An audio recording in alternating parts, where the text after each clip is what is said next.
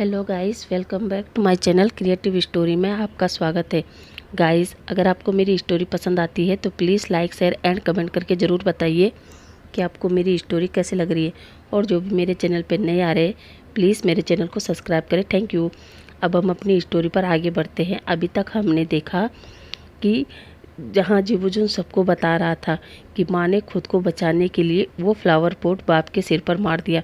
माँ घबराकर बाहर भाग गई और फिर मैं अंदर गया। बाप को जख्मी देखा। वो मुझे सीचेन समझकर बचाने के लिए मिन्नतें कर रहे थे। अब आगे, मगर मुझे पता था आज अगर ये जिंदा बच गए तो फिर ये दोबारा मेरे साथ वही करेंगे। और मैंने खुद अपने बाप को मार डाला और फिर माँ के पीछे भाग गया। मुझे सीचेन ने भागते हुए देखा और मुझसे पूछा कि तुम कहाँ जा रहे हो। मैंने सीचेन को बताया कि माँ ने बाप को मार डाला और मैं उन्हें ढूंढने जा रहा हूँ। इतना कहकर मैं भी घर से भाग गया और मैं भी डर के चक्कर में कभी लैंड मेंशन नहीं आया, क्योंकि मुझे लगा कि अगर माँ घर आएगी तो उन्हें पता चल जाएगा कि उन्होंने तो केवल उन्हें हिट किया था।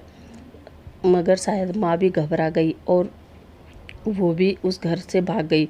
फिर उसके बाद मेरी ज़िंदगी क्लब में नशे में गुजरने लगी। वहाँ मैंने देखा कि लड़के लड़कियाँ आपस में नशे के लिए कुछ भी कर देती थी। धीरे धीरे मैंने एक काला बाज़ार बनाया जहाँ हम लड़कियों की तस्करी, बच्चों से भीख मंगवाना, ड्रग्स की हेराफेरी करना, सभी चीज़ें सीख गया। लेकिन एक दिन मैंने देखा कि मेरा भाई सीचेन पढ़ लिख कर एक बड़ा आदमी बन गया है और वो एक सक्सेसफुल बिजनेसमैन के साथ साथ माफिया का काम भी करता था। वो चोरी छुपे गलत कामों को रोकता था। पहले तो मैंने सोचा सीचेन ज़्यादा कुछ नहीं कर सकता, मगर जब तुम लंदन आ गए और मेरे बारे में जानकारी निकालने लगे तब मैंने देखा था तुम प्यार में हारे हुए एक घायल शेर हो और तुम आज नहीं तो कल मेरे लिए खतरा बन सकते थे। तब से मैंने प्लानिंग शुरू कर दी और एक दिन मैंने देखा सीचेन अपनी होने वाली वाइफ के साथ हॉस्पिटल आया है उसका चेकअप करवाने। उस दिन मुझे पता चला कि लैन फैमिली में वारिस आने वाला है, इसलिए मैंने सीचेन को किडनैप किया और खुद सीचेन की जगह ले ली।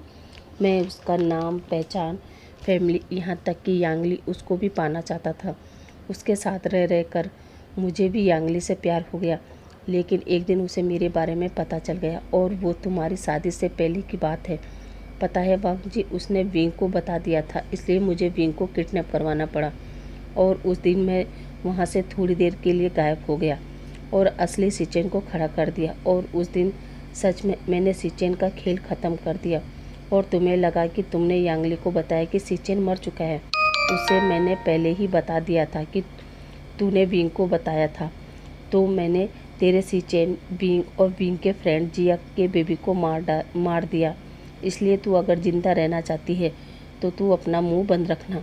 और वो बेवकूफ़ लड़की मेरा कहना मान गई। उसने तुम लोगों को कुछ नहीं बताया और अपने बच्चे और विंग के खातिर घुट घुट कर जीती रही। मगर जब मुझे पता चला कि विंग कोमा में चला गया है तो मुझे सुकून था, पर अभी भी विंग नाम की तलवार मेरे सर पर लटकती रही। उसके बाद विंग की याददाश्त चली गई, मगर मुझे हमेशा एक डर रहता था। और फिर मुझे पता चला कि विंग की याददाश्त वापस आ गई और तुम दोनों मैरिज कर रहे थे। मुझे लगा अब विंग ने तुम्हें सब कुछ बता दिया होगा। इससे पहले तुम मेरे साथ कुछ करो, मैंने ही तुम दोनों को गोली मार दी और तुम दोनों लोगों को परलोक भेज दिया। और फिर मैं इस दुनिया के सामने एक अच्छी इमेज लेकर अपने ही ओरिजिनल नेम लेके आया और दुनिया के सामने एक सक्सेसफुल बिजनेसमैन बन गया। और फिर मैंने भी वो काले धंधे छोड़ दिए, क्योंकि एक बार मैंने यांगली से प्रॉमिस किया था कि मैं सारे गलत काम छोड़ दूंगा। वो अलग बात थी कि उसे पता नहीं चला कि मैं सीचेन नहीं बल्कि जीबूजुन हूँ, मगर मैं भी उसे लाइक करने लगा था। वो भी मुझे लाइक करती तो शायद आज वो जिंदा होती और मेरे साथ होती। ये सुनकर ईबो एक और पंच मारता है और जीबूजुन से कहता है, तुम्हारी हिम्मत कैसे हुई यांगली के बारे में ऐसे बोलने की तो दूर की बात, सोचने की भी। वो हमारी सिस्टर इन लॉ थी, तुम कैसे सोच सकते हो। तभी कुरेन कहता है, बेटा इसे पुलिस के हवाले कर देते हैं। तभी ऊपर से एक आवाज़ आती है, नहीं डैड, इसे पुलिस के हवाले नहीं करना है। जैसे इसने मुझे और मेरे वांग जी को मारा था, मैं इसे इससे भी भयानक मौत दूंगा। और फिर वो वांग जी के कान में कुछ कहता है और फिर गार्ड से गन लेकर उसके दोनों पैरों में गोली मार देता है। और जिबजून के पास जाकर कहता है, तुमने मुझसे मेरा परिवार, मेरा वांगजी सब कुछ छीना है ना। मैं तुमसे तुम्हारी सांसें छीन लूँगा, मगर मेरी स्टाइल अलग है।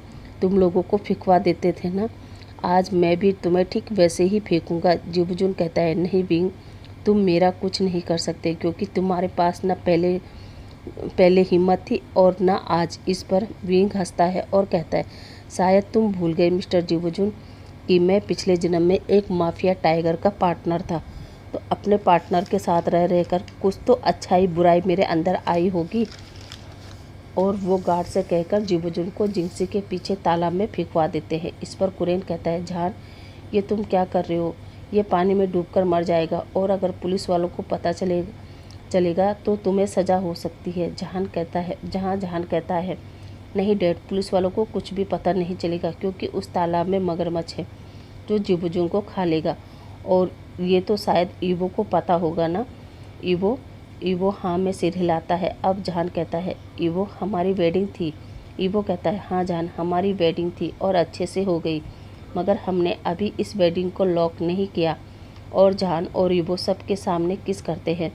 अब हम स्टोरी को 1 साल आगे बढ़ाते हैं, जहाँ जहान की डिलीवरी हो रही थी और जहान पेन में हेवी ब्रीथ ले रहा था। और ईवो से कहता है, ईवो, अगली बार मैं तुम्हें छोड़ूंगा नहीं, पता है कितना पेन हो रहा है। ईवो कहता है, जान काम डाउन, ठीक है, अगली बार से मैं बॉटम बनूंगा और तुम टॉप, ठीक है। जहान कहता है, अपनी बात को याद रखना ईवो। ईवो कहता है, हाँ जान। और फिर डॉक्टर जहान को अंदर ले जाते हैं, जहाँ कुछ ही देर में एक बेबी गर्ल को बर्थ देता है। इसी के साथ गाइस हमारी ये स्टोरी यही समाप्त होती है। गाइस, आज का पार्ट आपको कैसा लगा मुझे कमेंट करके ज़रूर बताइए, और साथ ही साथ मेरे चैनल को भी सब्सक्राइब करें। अब आपसे कल मिलते हैं एक न्यू स्टोरी के साथ। तब तक के लिए थैंक यू, बाय बाय।